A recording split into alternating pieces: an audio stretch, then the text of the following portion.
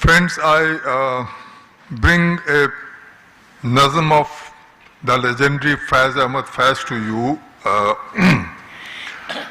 Faiz Ahmad Faiz, when it comes to the poetry of protest, of Pratirodh, of Ehtijaj, it's hard to excel Faiz Ahmad Faiz, as we know. We also know that Faiz Ahmad Faiz was declared by very patriotic Pakistanis to be anti-national because he challenged the regime then. And they demanded that he be hung from a lamppost. He was not hung, but he was imprisoned for 4 years, as we know. And in those 4 years, he wrote the most beautiful, the most moving poetry of protest. These were probably the most fertile years for Faiz Ahmad Faiz. I bring this poem to you not in its original Urdu. It has come to me in English, in an English version which has been given to me by a very, very significant, very moving, inspiring teacher professor of economics in the Habib University in Karachi in Pakistan. One who is a great dissenting professor who teaches dissent in his class and who lives with dissent in his life. His name is Anjum Altaf, Professor Anjum Altaf. He has sent me this English version of this poetry, of this poem. Dare Umeed ke Daryuza Gar, that's the title I've got. I don't have the original, but the poem is like this. Cursing, hurling vile abuse, they came to tarnish, ravish, disrobe, parade the tatters of our soul as emblems of their rule. Hordes swarm the streets, goose-stepping, flaunting steel, threatening, intimidating those who dare refuse to kneel. We collect the shreds they tore, dyed red in our blood, sew them back in a banner, bigger, brighter than before. That's Faiz Ahmad Faiz. Always tells you, brighter, bigger than before. Rise up again and again. That's the lesson that we have, that we learned from Faiz. That's the lesson that we learned from all the movements of protest that are on. Friends, I'll make 2 or 3 very simple points, put 2 or 3 simple points to you, points which I'm sure you already know of, points that I'm probably only giving words to, which you already have in your mind. In a way, I'm reminded of a share of Ghalib. Ghalib, probably it's a share of Ghalib. All good shares are attributed to Ghalib anyway. देखिए तकरीर की लज्जत के जब उसने कहा मैंने ये समझा के गोया ये भी मेरे दिल में है. So everything that you say probably is already there in your minds. So I'm just articulating those things. Well, you know, we have this great prevalence of anti-intellectualism today.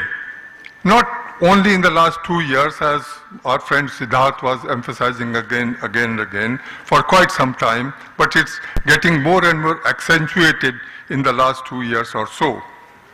It's not anti-intellectual so much, although even that is a part of the ambience, but more of anti-intellectualism in the sense of delegitimizing questioning, intolerance of questioning of any received wisdom. Don't ask questions, just follow what you are told to do. That is anti-intellectualism of the highest kind, of the most virulent kind in a way. Let me say as a historian that it's not the first time that human history has faced anti-intellectualism. Many instances throughout human history, whether in India or anywhere else in the world, there have been many instances or periods really of anti-intellectualism when questioning was forbidden in a way. Let me also say that all these periods when anti-intellectualism was forbidden, was frowned upon, these were the periods which coincided with social stagnations of society. Society's progress when there is intense questioning, intense intellectual activity of questioning everything that you receive. And when there is the questioning ceases, the societies begin to stagnate.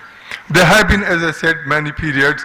We are aware of inquisitions in Europe, in medieval Europe, where people were burnt on the stake for asking questions, for heresy, as it was called. We know that Galileo asked a question which was never been asked before. Does the earth move around the sun, or the sun moves around the earth? And he found that contrary to the received wisdom, contrary to fundamental belief of religions, Christian religion, it's the earth which moves around the sun, not the sun which moves around the earth. And we know what happened to Galileo. He had heard religious sentiments of the Pope and millions of Christians then who believed that sun moved around the earth. Earth was stationary and the sun moved around the earth. He questioned that, came to a contrary conclusion, and he had to apologize for coming to that conclusion. He was excommunicated from the community. He recanted on that statement of his, and we also know that when he was dying, his last words were, "It still moves." And let me say that it is in 1992, Galileo was around in 16th and early 17th century. It's in 1992 that the Pope, then Pope, I forget who it was, then Pope forgave Galileo for making the right statement, for having excommunicated. His excommunication was withdrawn in 1992. It took 350, 400 years for that hurt religious sentiment to get redressed in 340, 50 years, 350, 400 years. So imagine the world where Galileo had not asked this question, or he had recanted, of course, but he still stuck to it, or this question had not percolated down. The strength of his questioning had not percolated down. What is the world we would be living in? Therefore, it is important to ask questions. It is important even to hurt sentiments when the questions are asked. All questions hurt sentiments, somebody's sentiment or the other. Whether it is religious sentiment or any other, all sentiments do get hurt. Sentiments of power, sentiments of community, sentiment of whatever, they do get hurt. So it is important to ask questions, it's important to hurt sentiments, only then the societies can move forward. Today what we are facing is a very peculiar kind of situation where there is no debate, of course, there is no possibility of debate, of course, but there is a confrontation between an argument on one hand and the mobilization of lumpen power and state power on the other hand. We have seen that again and again. We have seen that in the universities, we have seen that elsewhere. Whenever somebody makes a statement, lumpen power, what can be a more lumpen mobilization power than Baba Ramdev standing up and saying, "Oh, what is this nonsense of constitution and law? If I wished it wasn't there, I would have killed hundreds of thousands of people for not standing up and saying Jai Bharat Mata Ki Jai." What can be more lumpen than this? And yet, what happens as a result is that poor students, innocent students like Kanhaiya Kumar and Rohit Vemula, etc., who are just students, innocent students. They say something, they are charged with sedition, and Baba Ramdev, he's applauded. He has the backing of the state power. So what's happening is, just a few students somewhere or some lumpen elements raise some slogans, the state immediately comes to back them up, and then the unleashing of total intolerance, total suppression, repression of that. This is classic fascist formula.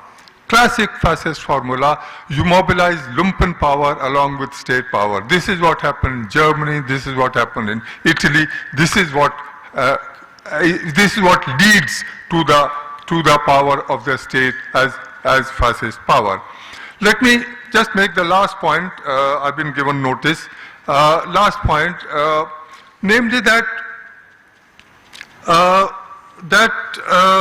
this would immediately, my drawing attention to fascist formula would immediately draw from our friends, oh, red herring, oh, these lefties, they can't think of anything except fascism and so on and so forth, you know. It's a red herring. Don't go to that extent, you know. Just let power moderates everyone, you know. Let me say that when Nazism was rising in Germany and fascism was rising in Italy, similar warnings were given by many people there, and many other people dismissed that precisely for, oh, it's getting too far. Don't create a red herring, you know. So I just want to say, let's not dismiss it. Let's not dismiss it as red herring. It's a very serious situation. We have to confront this situation very seriously. And finally, we are not fighting for winning this election or losing that election. That comes and goes. Elections keep losing and winning elections. Everybody keeps losing and winning elections. That comes goes. What we are concerned with what Antonio Gramsci had called so beautifully the common sense of people. What language is becoming the language of the people? What language is becoming the common sense of the people? What is the language in which people are beginning to think?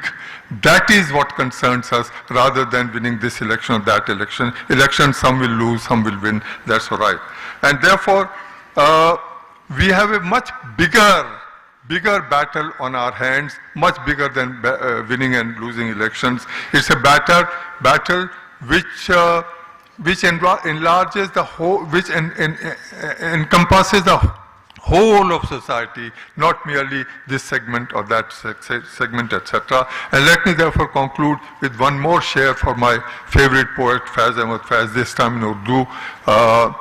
Faiz says, फिर से बुझ जाएंगी शम्में जो हवा तेज चली, ला के रखो सरे महफिल कोई खुर्शीद अब की. Thank you very much.